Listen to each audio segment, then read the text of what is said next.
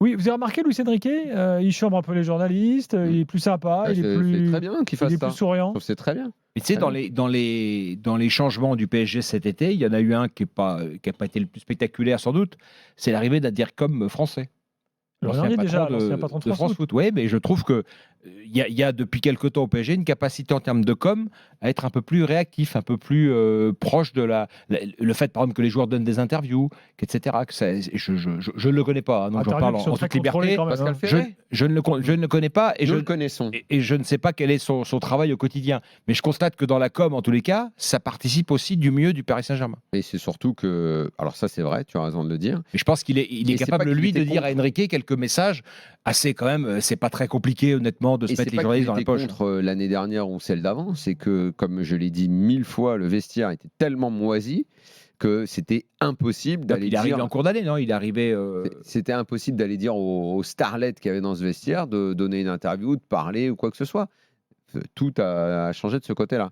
Non, puisque tu parles de lui, je n'arrêterai jamais de lui faire le reproche de faire rentrer des gens qui ne doivent pas rentrer en tribune de presse. Ça, c'est très grave. Oui, c'est vrai. Ça, c'est vrai. Quoi, tout ce qui est influenceur. Une tribune de presse, c'est composé de journalistes. C'est un métier avec une éthique, avec une charte, etc. Et je lui ai dit. C'est une faute. Bon, mais lui, il est directeur de la com. Il n'est pas. T'inquiète pas. S'il veut, il peut dire quelque chose.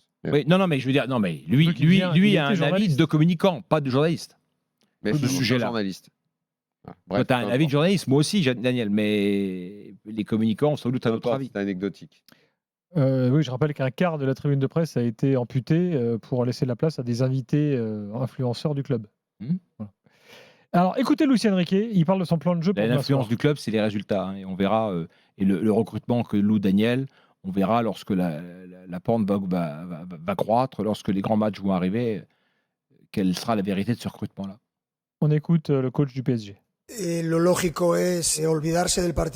plus logique, c'est d'oublier le match aller. Ce sera différent. On a une idée très claire de ce qu'on veut faire. Avoir plus le ballon, se créer plus d'opportunités face à un adversaire difficile qui a besoin de points dans ce groupe, comme toutes les autres équipes. L'objectif, c'est que ce soit eux qui s'adaptent à nous. On pense toujours à la même chose. Le but avec le ballon est très clair et lorsqu'on ne l'a pas, on veut le récupérer le plus rapidement possible.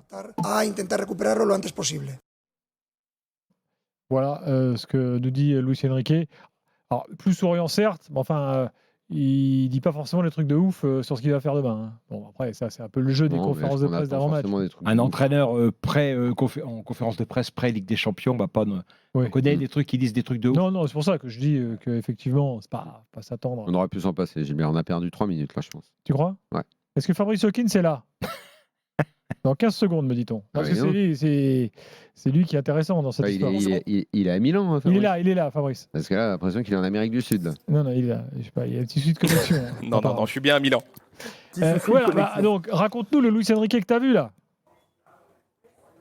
Très avenant, agréablement surpris. La dernière fois que je l'avais quitté, c'était le soir d'une défaite cuisante et assez lourde pour le Paris Saint-Germain à Newcastle, 4-1. Et c'est vrai qu'il était très très difficile. Enfin, c'était compliqué d'échanger avec lui, difficile même de lui poser des questions sur le jeu. J'avais l'impression que peu importe ce que j'allais lui demander, il allait se braquer. Même chose en conférence de presse.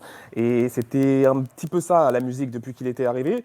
Et là aujourd'hui, agréablement surpris parce que très souriant, très avenant également, la petite blague qui va bien, disponible pour discuter de tous les sujets. Ça s'est poursuivi également en conférence de presse. La question de savoir s'il a eu des consignes, moi j'ai demandé un petit peu au club de savoir ce qui s'était passé parce que c'est vrai que c'est quand même un virage à 360 degrés.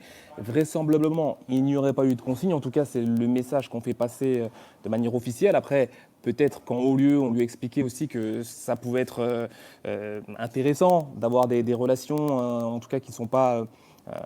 qui sont pas normales, pas bonnes ni mauvaises, juste normales. On veut pas que ce soit bien ou que ce soit pas bien. Exactement. On veut juste que ce soit normal.